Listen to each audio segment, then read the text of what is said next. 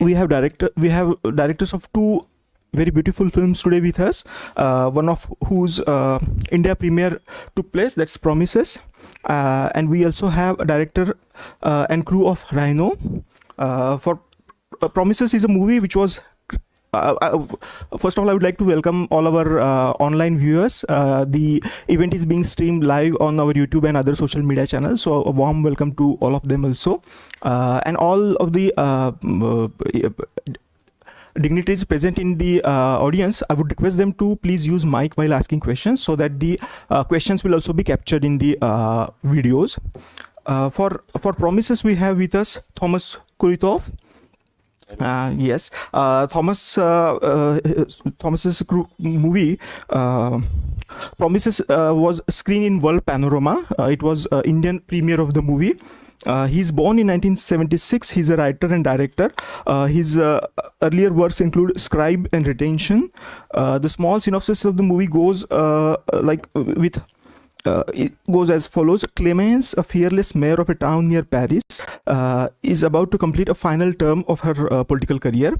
With her faithful right-hand man Yazid, she has long fought for this town plagued by poverty, unemployment, and slumlords.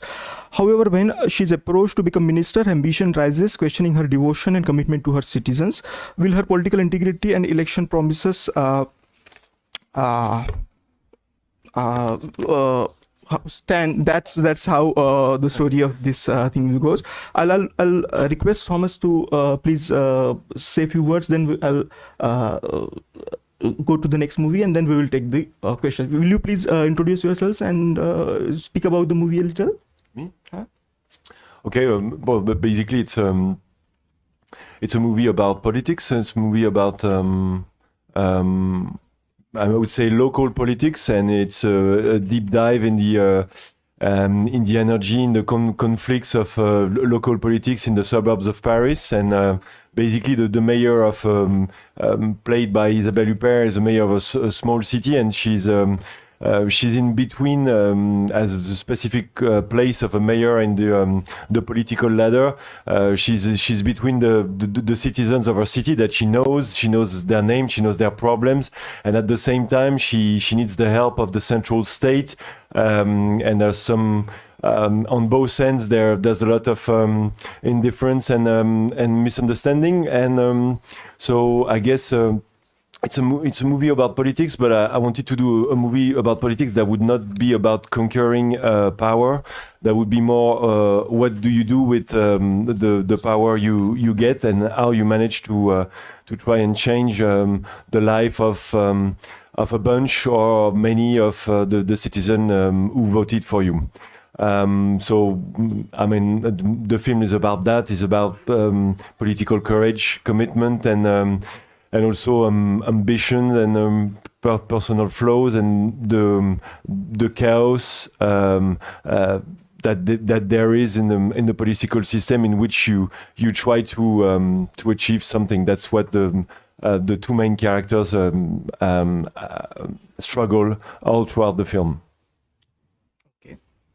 We also have today with us director and actor of the movie Rhino, Oleg Sentsov, and we also have crew of the movie Veronica Welch. The movie is selected in World Panorama section, and its Asia premiere took place today. So, did you attend the premiere? How was the response?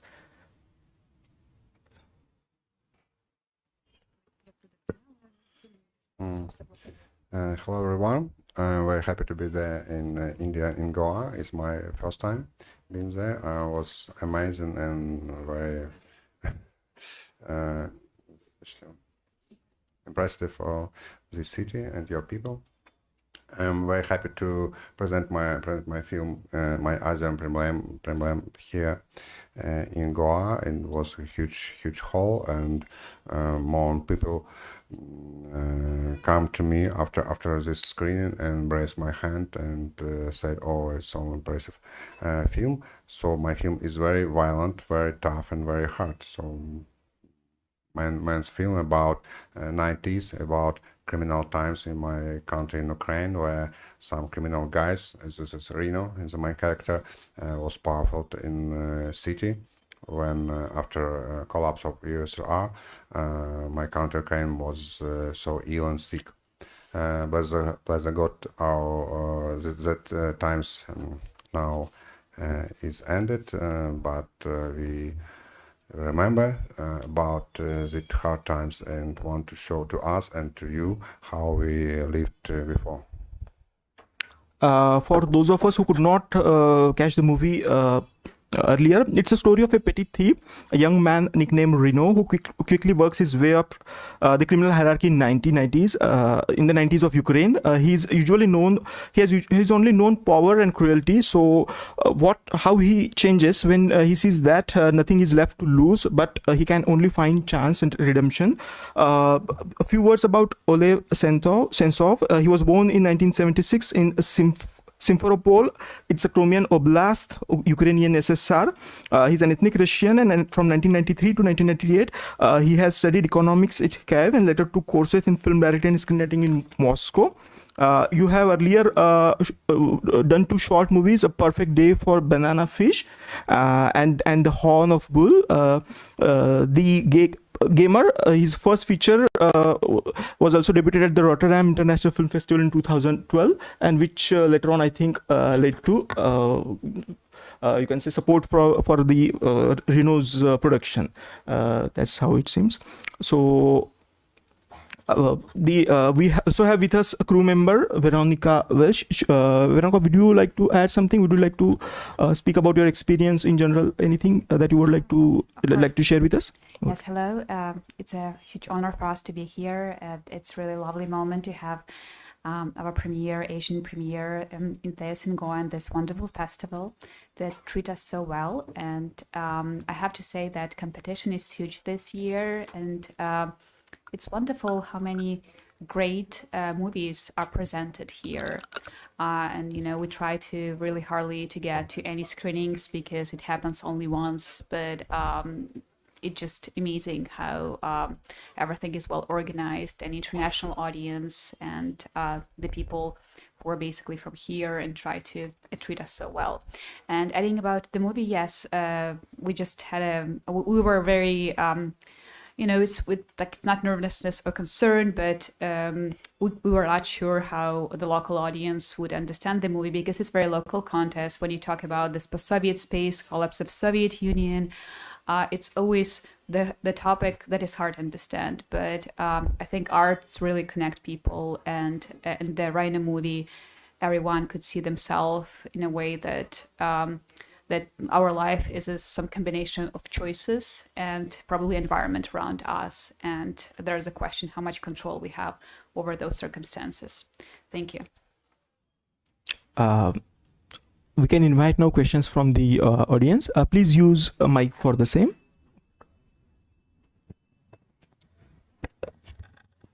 So promises, I seen film yesterday with you also, your interactions on there. The political scenario changing throughout the world, not in France only, but India also. So how you feel that the changing scenario of the world politics in the contest today? Can you repeat the end of your question? Yes, political scenario throughout the world is changing. Every country is changing the political scenario. In India also the same thing has happened. What you want to say about your film promises? What type of picture you want to see in the future of the politics? I didn't want to say anything specific about political context. I mean, the only thing I wanted to say or to capture is the impossibility that you have in the French system to, or maybe it's because of our system or because of our current situation, but the impossibility to agree on something, to reach a consensus.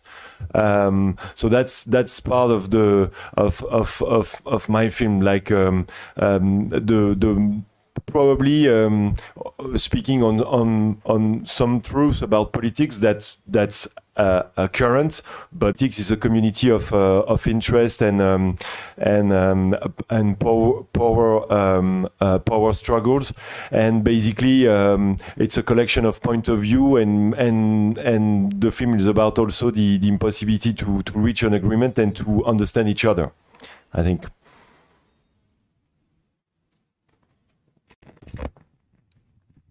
Thomas, I saw your movie yesterday, and maybe not a question specifically, but just a comment that first thing is that the it's very similar to the Indian political system also. That's what I found, that the lust or the ever-growing, need to be in power always.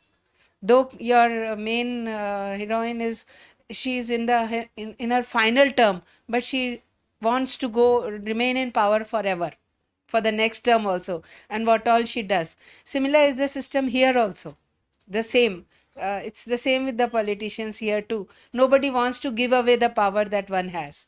So firstly is this, and second, it's also a conflict between personal interest and the society's interest. That is the conclusion also, that she opts for the society's interest. That is the main thing I liked about your film. Thank you. Well, I guess I didn't want to do a film that's too black and white and something quite nuanced with the character of Isabelle Huppert, because I understand. I personally don't think that it's good to try to stick to power, but I kind of understand that being a mayor, being in politics is a crazy job. It totally absorbs your life, and even if you're probably a good, well-intentioned politician as she is, at some stage, the idea of quitting and the emptiness that awaits for you when you quit, I feel it's something I can relate to, even if it makes her do bad decision. But I wanted to find some kind of balance. There is ambitions, there is a part of darkness, there is bad decision, and there is also the line of conduct, your personal ethics that she tries to stick to, and it's conflicting and chaotic, and that's what I wanted to show with this character in this film. And I think that also it's just a fight, and it's I just wanted to get into this thought process, this decision process that would be where at some stage you're not you try to reach your ambitions and to follow your promises and the people's interest, and it's it gets mixed, and I wanted to have to get into the gray area of politics with her. Thank you. Please. After making the promises, Please use them. Yeah. do you feel that it's a politics has become business of political nature? What do you say? Sorry. Do you feel that after making these promises film, then politics has become the business? The politics. Politics become a business in the world? I don't understand. The politics. No, become I want to business? say that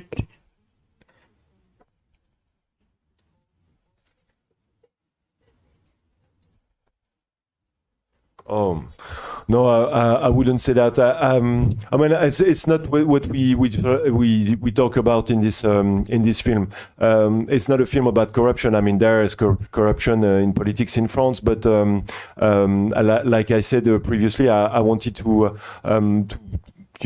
get close to this kind of people, this kind of personality, and to have to get close to the complexity of choices that you have between your ego, your ethics, the promises you made. I mean, all this complex thought process, and I feel that if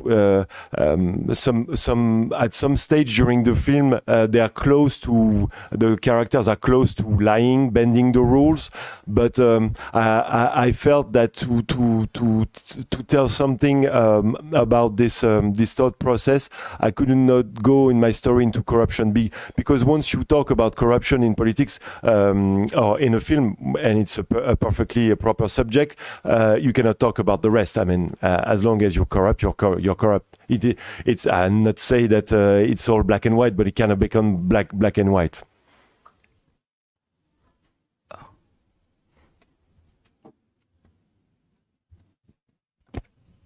Hello, my question is to Thomas. So, what is the major theme of your film, and what are you planning to make next? I don't know what the exactly the theme is. Sometimes you discover throughout making the film, and it was a film a lot based on a reality, on hanging around with mayors and politicians and chief of staff, and being on the ground in those poor cities around Paris. So a lot. But my initial idea was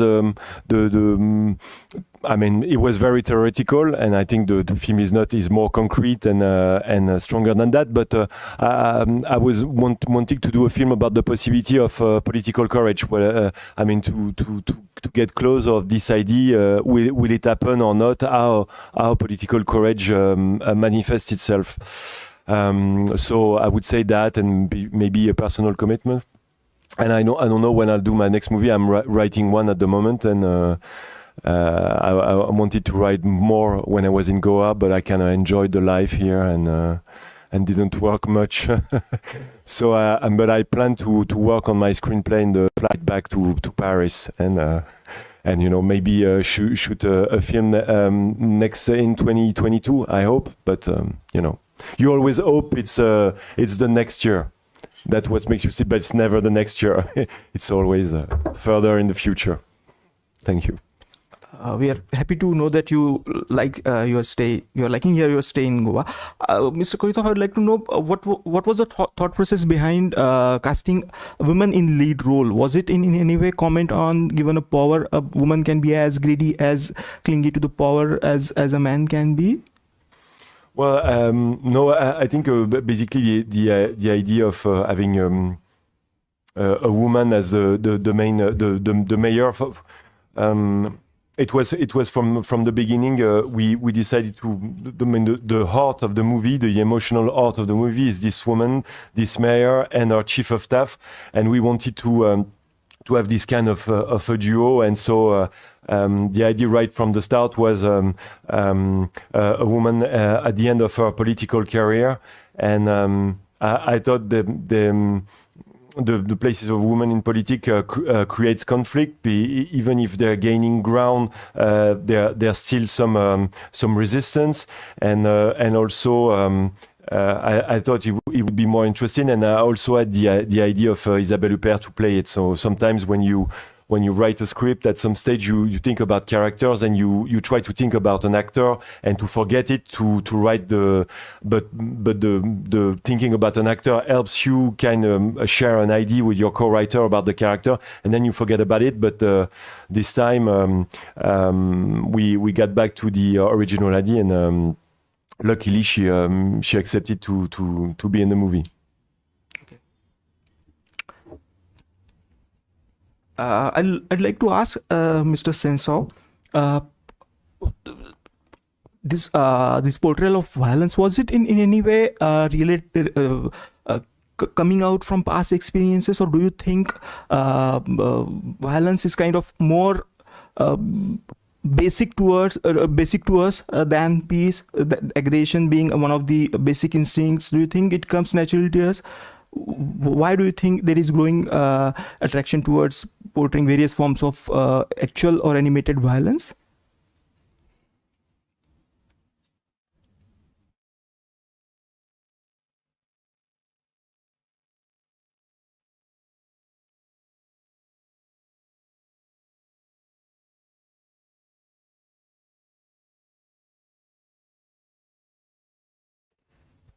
As a first, yes, the script based on a real story of my friend. He lived very different and not good life part of them, but he has changed after some activities and some things that happened to him in his previous gangster life.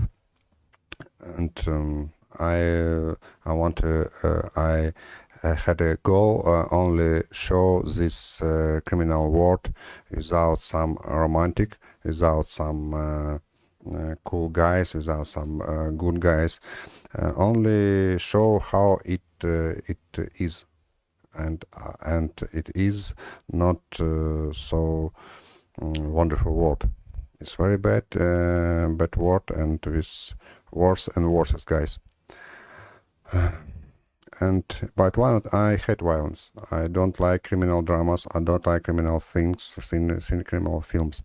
It's my first and last this film about this Sam, but this Sam never was shown in Ukrainian cinema. It was my goal to show the new generation young boys how it was, because some of them think, oh, it was cool times. Oh, maybe we could do some against a bank and doing this shooting and live very sparkle, brilliant life. No, life was always short, always sparkle, but always ending only beds and dies.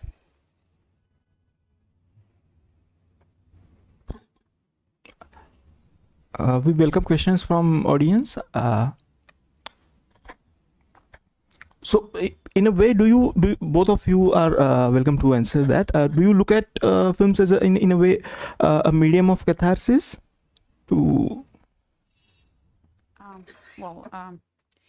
was probably a little bit, when you start shooting, it's a different idea from the beginning, but then it could transform when you make a movie, because you understand that, okay, well, maybe at the beginning I wanted to tell one story, but it's not going to end this well. There's like a dynamic of the shooting process even can change the end by itself. So this is what happened to this movie. And I just wanted to add to what Alex just mentioned, that really the life of social media, Instagram, Facebook, and other like this quick information creates very unrealistic expectation all around the world. This problem is very common everywhere. So when you see like a luxury life, you want to achieve it, and like when you didn't have the same economic opportunities, and education could look like a long process. Working, like your parents like have a good life, but they work hard, and you don't want to like work that hard. You just want to have the lifestyle of the Kim Kardashian or any wealthy people like all over the internet. And that's like you look for the question in an external world. So what could you do? And the answers could be like, why would I not do some criminal stuff? Like just either there's a price for that or not. You watch the movies, and all these movies about criminal world, especially in our post-Soviet space, could be pretty romantic, that you do this, you became wealthy, you have a good life, and that's it. But Oleg's purpose was to show the completely different side. There is a price, and price could be pretty cruel. It could be you could lose your family, as happened to the main character of this, and it's real life story. You could really like lose your health, and you could finally lose your life. And the question about catharsis, I think it's a question about ourselves. It's every human being could see something different at the end of this movie. Some people could you forgive? Could you forget? Could you move forward with this? Could you live with this? Or maybe death would be the only one answer to the current situation. So, well, honestly, it's like everyone could have or some people do have feeling of relief, but the other people don't have it. So I think it's also about relating to the personal experience of different people. Hi, I have another question to Mr. Thomas. So, do you have a message that you want to portray to this movie? No, not really. I don't think a movie should carry a message. If I a proper message that that could be able to put into words. If I had that, I would write something or write an article. No, I feel it's a way to feel a situation, to understand each other better, or at least the character, and to deep dive it in something that's close to us and that's foreign to us. I think that's my own just ambitions in film.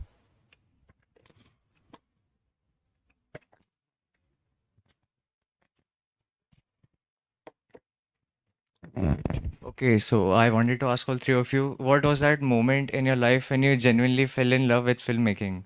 Like, what was that moment, that intense moment that made you think like this is what I want to do for the rest of my life? All three of you can answer if possible.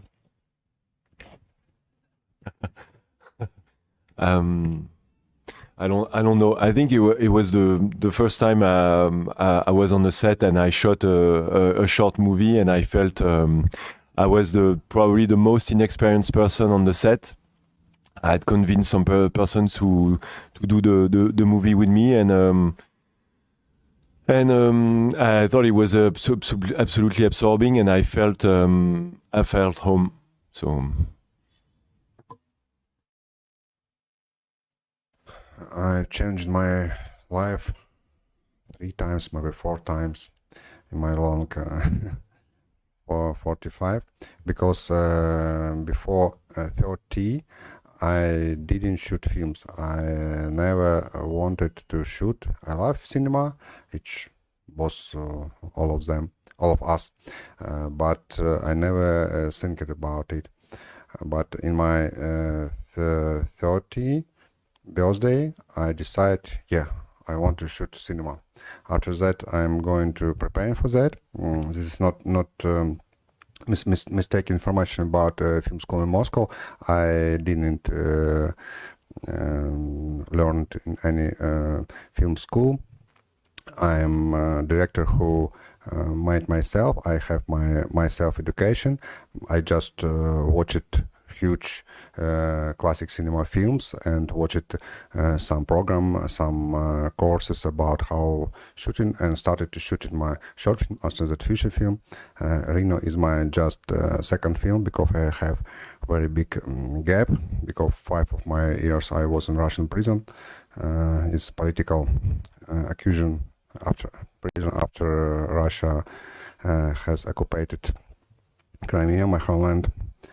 And now I'm still shooting cinema because I love it too much. I reading the books. Now I have 6 books, and it's translated in some languages.